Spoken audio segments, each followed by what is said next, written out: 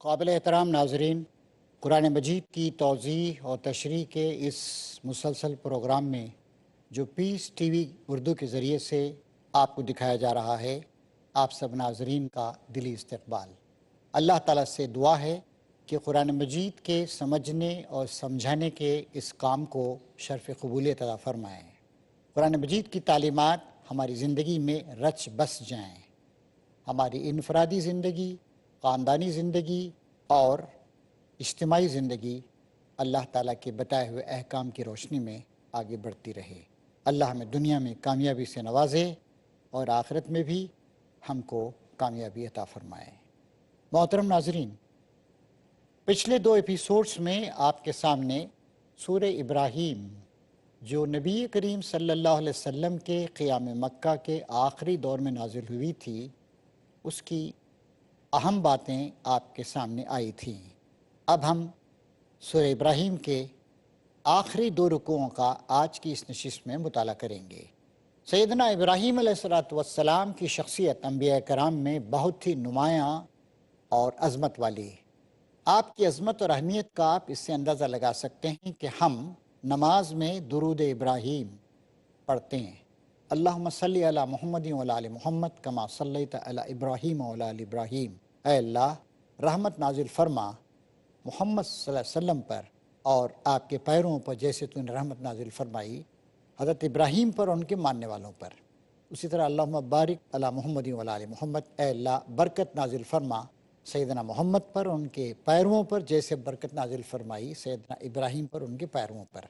یعنی نبی کریم صلی اللہ علیہ وسلم نے اپنے لیے وہ عظیم مقام و مرتبہ مانگا اللہ تعالیٰ سے جو ابراہیم علیہ السلام کو عطا کیا گیا تھا، اور اپنی امت کے لیے وہ مقام مانگا جو ابراہیم علیہ السلام کے پیروں نے اختیار کیا تھا۔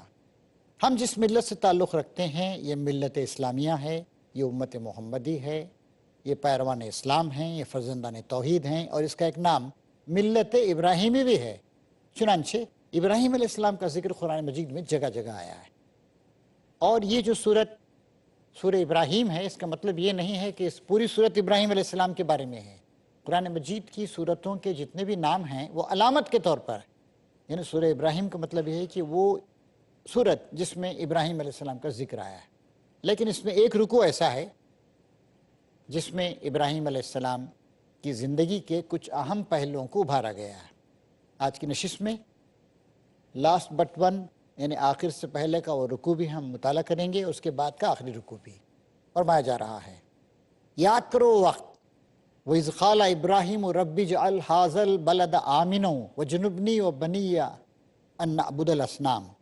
یاد کرو وہ وقت جب کہ ابراہیم نے اللہ تعالیٰ سے دعا کی، اے اللہ اس شہر کو امن کا شہر بنا اور مجھے اور میری اولاد کو بتوں کی بندگی سے بچا۔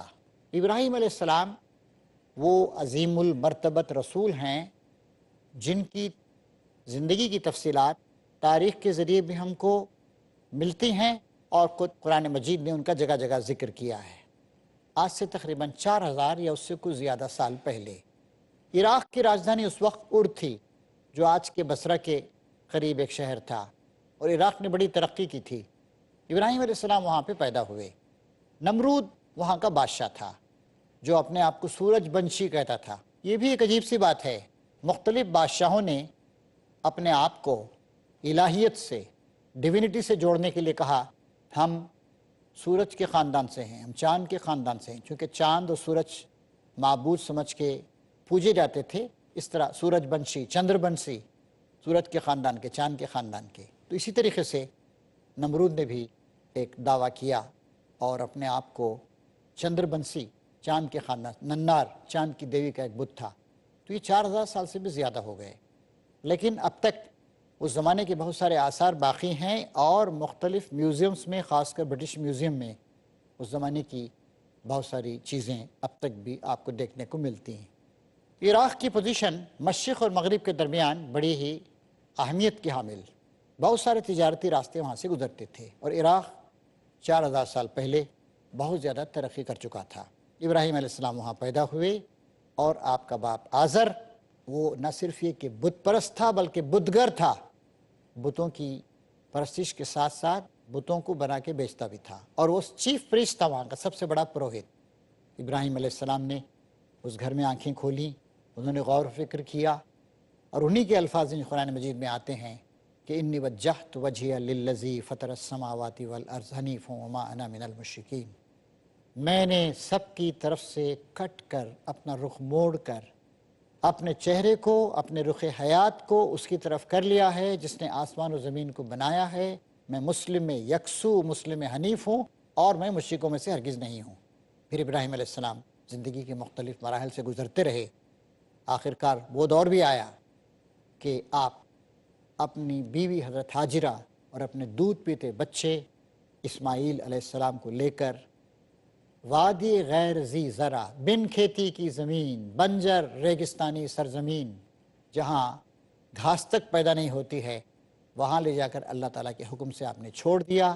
پھر اس کے بعد وہاں پہ وہ بس گئے، اور جب اسماعیل علیہ السلام کھیلنے کودنے کی عمر کو پہنچے، اس کے بعد اللہ تعالیٰ کی طرف سے ایک اشارہ ہوا ابراہیم علیہ السلام کو آزمانے کے لیے، اور ابراہیم علیہ السلام نے اللہ کی رضا اور خوشنودی کے حصول کے لیے اپنے بیٹے اسماعیل علیہ السلام کے گلے پہ چھری پھیر دی، لیکن اللہ نے جس کا مقصد صرف ابراہیم علیہ السلام کو آزمانا تھا، اس بچے یعنی اسماعیل علیہ السلام کی جان بچائی۔ پھر اس کے بعد وہاں پر خانہ کعبہ کی تعمیر ہوئی۔ ابراہیم علیہ السلام اور ان کے عظیم المرتبت صاحبزادے اسماعیل علیہ السلام جو نبی بنے بعد میں، ان دونوں نے مل کر خانہ کعبہ کی بنیادیں رکھیں، اور خانہ کعبہ دنیا کے بت قدوں میں پہلا وہ گھر خدا کا، وہ وہاں پر تعمیر ہوا۔ اور اللہ تعالیٰ کہتا ہے قرآن مجید میں کہ ان اول بیت وضع للناس للذی ببکۃ مبارکہ، یقیناً پہلا گھر جو اللہ وحدہ لا شریک کی عبادت کے لیے انسانوں کے لیے بنایا گیا وہ ہے جو مکے میں ہے۔ اور جب وہاں پر آپ نے بسا دیا، اس کے بعد کی دعا ہے، فرما رہے ہیں رب اجعل ھذا البلد آمنا وجنبنی وبنی ان اعبد الاصنام، اے میرے رب اس شہر کو امن کا شہر بنا۔ اور ہزاروں سال کی تاریخ اس بات پر گواہ ہے کہ ابراہیم علیہ السلام کی اس دعا کو اللہ تعالیٰ نے شرف قبولیت سے نوازا، اور عرب کے اس جاہلانہ ماحول میں کئی ہزار سال تک عرب جہالت کا شکار رہا، وہاں پر امن تھا، سکون تھا۔ وجنبنی و بنی ان نعبد الاصنام، اے اللہ مجھے اور میرے اولاد کو بت پرستی سے بچا۔ بت پرستی بھی ایک عجیب چیز، بے دلیل چیز، بے بنیاد چیز، سراسر خلاف حق، نئے نئے بت لوگ تراشتے رہتے ہیں، اپنی مختلف خواہشات کو ڈھال کر بتوں میں تبدیل کر لیتے ہیں۔ انسان چاہتا ہے کہ زندہ رہے، زندگی کا بت۔ انسان چاہتا ہے کہ اسے بچے پیدا ہوں، بچہ دینے والا بت۔ انسان چاہتا ہے کہ بیماری سے بچ جائے، بیماریوں کو دور کرنے والے خدا۔ یہاں تک کہ جنسی اعضاء تک کوئی لوگوں نے پوچھ ڈالا۔ تو ابراہیم علیہ السلام پہلی دعائیں کر رہے ہیں کہ اے خدا، یہ شہر جو تیرے نام پہ میں نے بسایا ہے، جہاں تیرے ادنا سے اشارے پر اپنی بیوی اور اپنے بچے کو لا کے بسا دیا ہے، جو پھول گیا ہے، پھل گیا ہے، اور جہاں میں نے تیری عبادت کے لیے پہلا گھر خانہ کعبہ تعمیر کیا ہے، اس کو امن کا شہر بنا۔ چنانچہ عرب جاہلیت کے زمانے میں جب تلواریں کھنچی رہتی تھیں، جنگ و جدل کا ماحول تھا، اس شہر میں، اس حرم محترم میں اگر کوئی جاہل جنگلی انسان اپنے باپ کے قاتل کو بھی دیکھ لیتا تو اس پہ حملہ نہیں کرتا تھا۔ ابراہیم علیہ السلام کی دعا پوری ہوئی۔ پھر دعا کی ربی انہن اضللن کثیرا من الناس، اے اللہ ان بتوں نے بہت سوں کو گمراہی میں ڈال دیا ہے۔ ظاہر ہے کوئی بت، پتھر کا بت یا لکڑی کا بت، وہ تو کسی کی گمراہی کا سبب نہیں بنتا ہے، لیکن چونکہ ان کی وجہ سے لوگ گمراہ ہوتے ہیں، اس لیے بتوں کی طرف اس بدعقیدگی کو منسوب کیا جا رہا ہے اور کہا جا رہا ہے، ابراہیم علیہ السلام کہہ رہے ہیں کہ اے اللہ، ان بتوں نے بہتوں کو گمراہی میں ڈالا ہے۔ ایک تمثیلی انداز ہے، ایک مجازی انداز۔ فمن تبعنی فإنہ منی ومن عصانی فإنک غفور الرحیم۔ اے اللہ، میرے رب، میرے پروردگار، جو میری پیروی کریں، میرے طریقے کی پیروی کریں، توحید خالص کو اپنائیں، تجھی سے لو لگائیں، تیری ہی عبادت کریں، تجھے ہی پکاریں، تیری طرف توجہ دیں، متوجہ ہوں، وہ تو میرے ہیں ہی۔ اور جو میری نافرمانی کرے، میرے علاوہ کوئی اور طریقہ اختیار کرے، فإنک غفور الرحیم، یقیناً تو بڑا معاف کرنے والا، رحم فرمانے والا ہے۔ اس سے ایک بات معلوم ہوتی ہے کہ انبیاء کرام کو اپنی قوموں سے، اپنے پیرووں سے کتنی شدید محبت ہوا کرتی تھی۔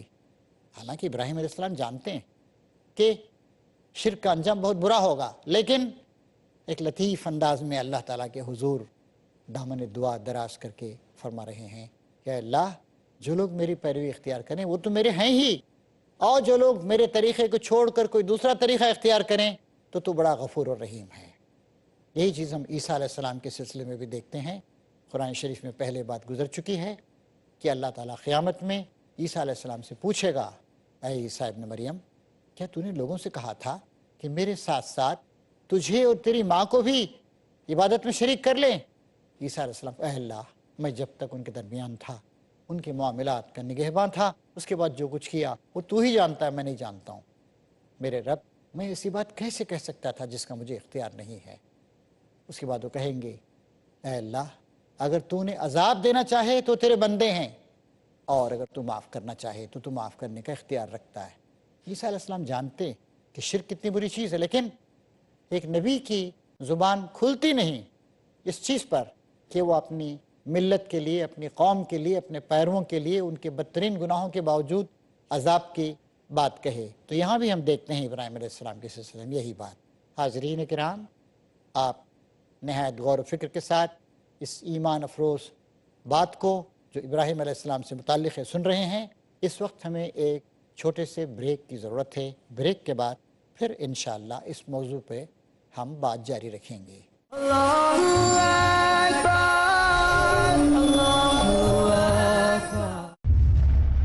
Marriage or divorce? What's Islamic ruling? Husband wants to give divorce, Solution or problem? joint family system. Heaven or hell? Big fat idiots have become the norm. You choose. Beauty, wealth, family status, virtue. Decide what you want. Decide your choice. Be sad or be happy. It's your choice. Join Dr. Zakir Naik in Better Half or Bitter Half. آج رات 8 بجے اور دوبارہ صبح 10 بجے India میں پیس T V Urdu پر۔ قرآن کی آیات کو رسول کی ہر بات کو مومن ہی سمجھتا ہے، زکوٰۃ کے احکامات کو۔ اسلام نے اس کو کس قدر اہمیت دی ہے، کون کون سی خیرخواہی ہے جو ڈاکٹر محمد حماد لکھوی۔ جو اسلام زکوٰۃ کے ذریعے کرتا ہے۔ زکوٰۃ کی بڑی اہمیت ہے تاکہ ایک مسلمان کا سارا مال اللہ تعالیٰ کے ہاں پاک تصور ہو۔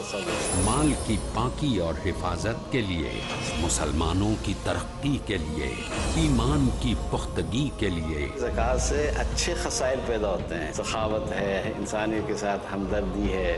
زکوٰۃ کی ادائیگی ضروری ہے مومنانہ زندگی کے لیے۔ زکوٰۃ اللہ تعالیٰ نے جو عائد کی ہے، حافظ صلاح الدین یوسف۔ تو وہ ٹیکس نہیں ہے، یہ ایک عبادت ہے۔ جانیے اس اہم عبادت کا مقصد جس سے سنور جائیں گے مسلمانوں کے حالات، احکام زکوٰۃ۔ اگلا پروگرام پیس ٹی وی اردو پر۔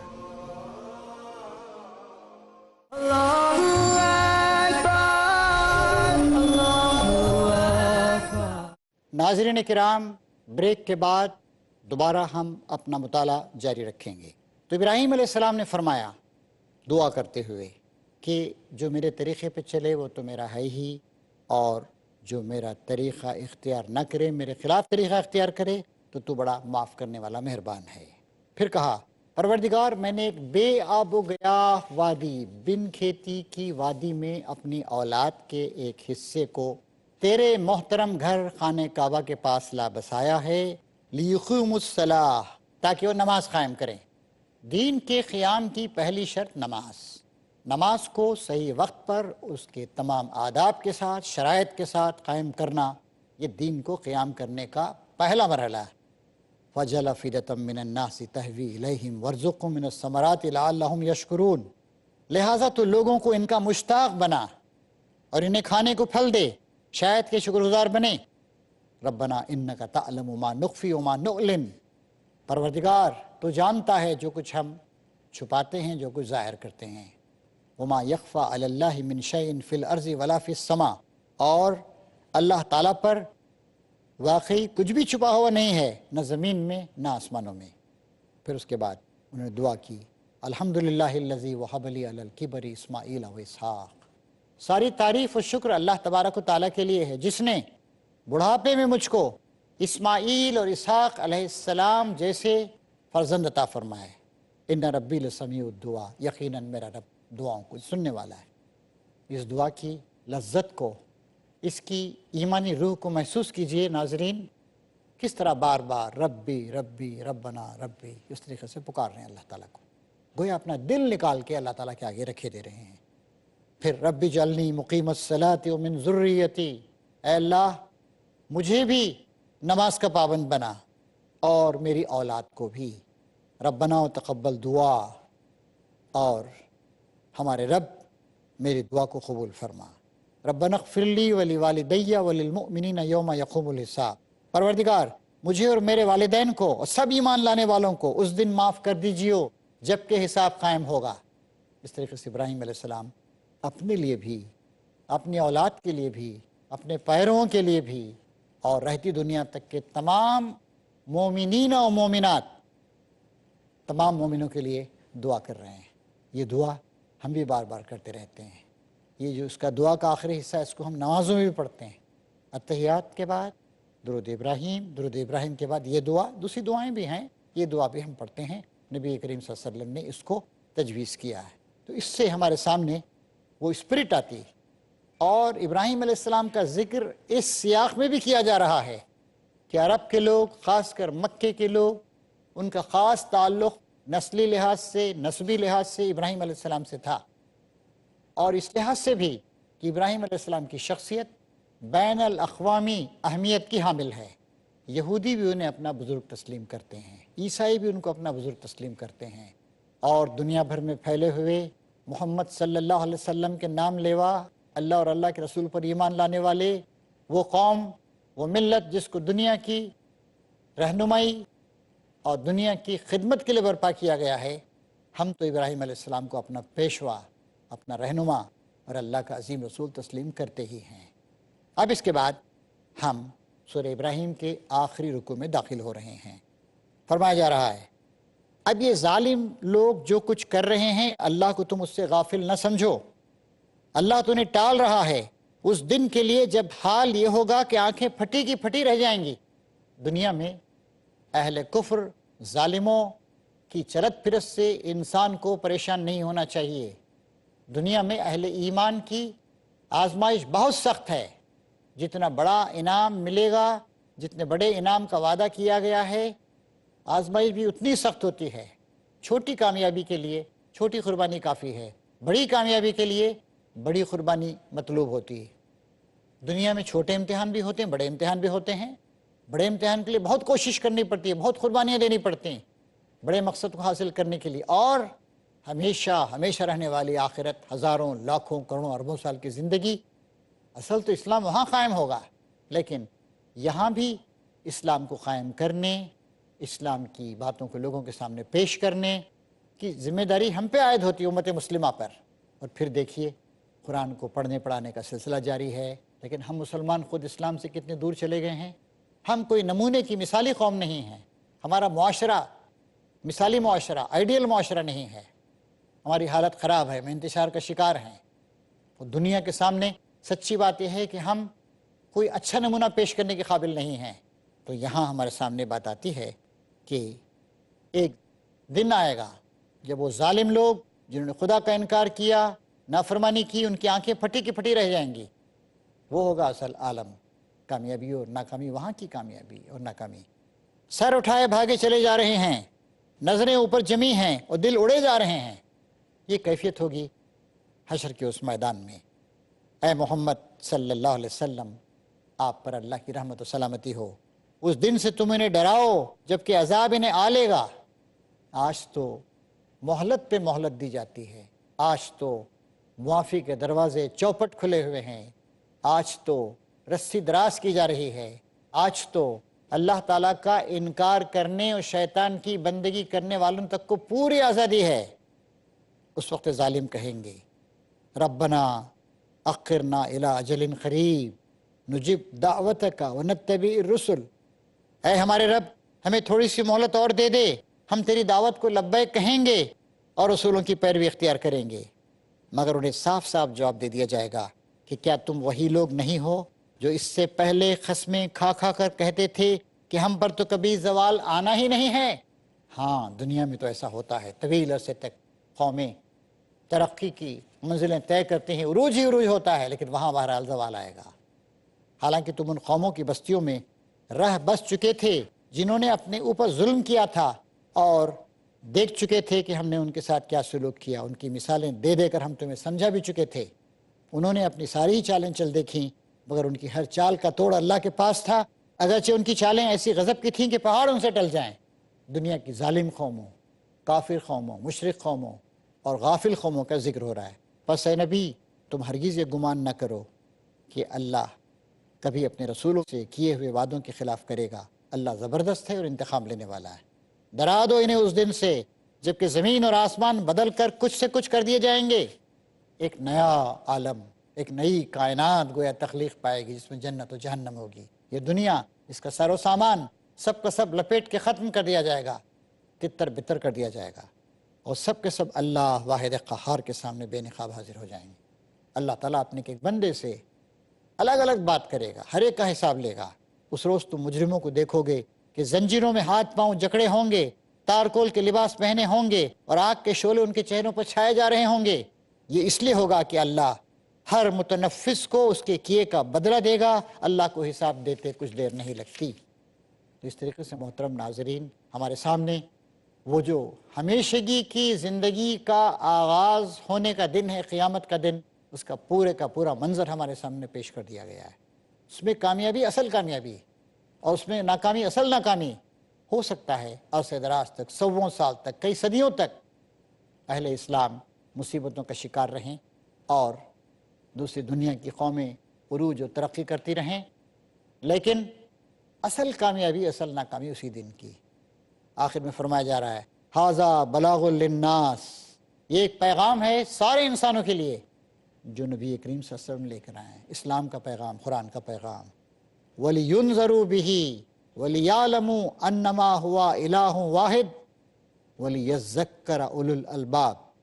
یہ ایک پیغام ہے تمام انسانوں کے لیے اور یہ بھیجا گیا ہے اس لیے کہ ان کو اس کے ذریعے سے خبردار کر دیا جائے اور وہ جان لیں کہ حقیقت میں خدا بس ایک ہی ہے اور اخ رکھنے والے ہیں وہ لوگ ہوش میں آ جائیں. محترم ناظرین، یہاں اس صورت کے اختتام پر جو نقطے ہمارے سامنے کھل کر آتے ہیں ان میں ایک اہم نقطہ یہ ہے کہ اللہ تعالیٰ کا یہ کلام، آخری کلام، اللہ تعالیٰ کا یہ پیام، ساری انسانیت کے نام پیام، ایک یونیورسل آفاقی پیغام ہے. ھذا بلاغ للناس، سارے انسانوں کے لیے نبی کریم صلی اللہ علیہ وسلم ساری انسانیت کے لیے تشریف لائے ہیں. اور یہ کس لیے بھیجا گیا ہے؟ اس لیے کہ ان کو اس کے ذریعے سے خبردار کر دیا جائے، متنبہ کرنا. نبی کریم صلی اللہ علیہ وسلم کی حیثیت کا ایک پہلو بشیر کا ہے، بشارت دینے والے، خوشخبری دینے والے، دنیا اور آخرت میں کامیابی کی بشارت دینے والے جو حق کو اپنا لیں، اور نذیر، ڈرانے والے، تنبیہ کرنے والے، وارننگ دینے والے کہ دیکھو اگر خدا کا انکار کرو گے، اگر بت پرستی کرو گے، اگر شرک کا شکار ہوگے تو تمہیں اللہ کی طرف سے برے انجام کا سامنا کرنا پڑے گا، دنیا میں بھی اور آخرت میں بھی. تو یہ دونوں حیثیتیں، تو یہ خبردار بھی کیا جا رہا ہے یہاں پر. یہ پیغام اس لیے آیا ہے، قرآن اس لیے آیا ہے وہ جان لیں کہ حقیقت میں خدا بس ایک ہی خدا ہے، اللہ وحدہ لا شریک، وہی خالق، مالک، پروردگار، مدبر، حاکم، معبود حقیقی ہے، اور اس کو چھوڑ کر جن کی عبادت کی جا رہی ہے، جن کو شریک کیا جا رہا ہے، جن کی پیروی کی جا رہی ہے، وہ سب کے سب طاغوت ہیں۔ اور جو عقل رکھتے ہیں ہوش میں آئے، عقل کو اپیل کرنے والی یہ دعوت، اور ہماری بھی ذمہ داری ہے سورت کو پڑھنے کے بعد یہ بات ہماری سمجھ میں آتی ہے کہ ہم اس قرآن کا مطالعہ کریں۔ آج کتنے افسوس کی بات ہے کہ ہم میں سے بہت سے لوگ قرآن پڑھتے نہیں، پڑھتے ہیں تو سمجھتے نہیں، سمجھتے ہیں تو اس پر عمل نہیں کرتے ہیں۔ ہم ایک مثالی امت نہیں ہیں، ہمارا طریقہ مثالی اور آئیڈیل طریقہ نہیں ہے۔ ناظرین، آئیے آج کی اس نشست کے اختتام پر ہم اس بات کو طے کریں کہ انشاءاللہ ہم اخلاص کے ساتھ قرآن کو پڑھیں گے، سمجھیں گے، اس پر عمل کریں گے۔ اللہ تعالی ہماری مدد فرمائے۔ وآخر دعوانا ان الحمدللہ رب العالمین۔ الله